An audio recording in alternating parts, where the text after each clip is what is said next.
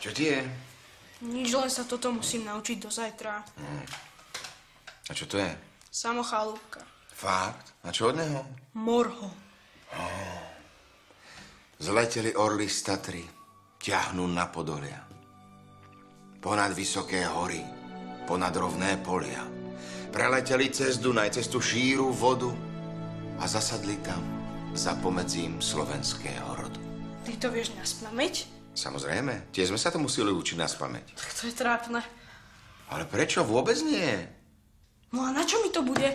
No tak aby si precvičil trošku pamäť a rozšíril všeobecný rozhľad. Ale mne je jedno, že sa naučím nejakú blbú starinu odrecitovať a pamäť mám výbornú. No tak asi nie, keď sa nevieš naučiť jednu báseň. Ale áno, len sa mi nechce. Musí sa trošku zaprieť. Pozri sa, ja si to aj po 30 rokoch pamätám. A taká pamäť sa ľahko nevidí. Majko, už si objednal tú pizzu? Ja to ti prepáč. Majo, veď som ti to hovorila pred hodinou, bože. Hneď to bude, no. Ak hľadaš telefón, tak je pri kávovare. Dobre, viem.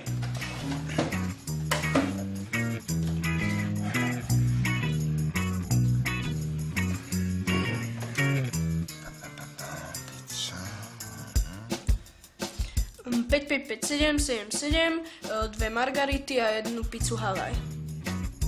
Dobre. Viem. Pamätám si. Zleteli orly z Tatry, ťahnú na Podolia.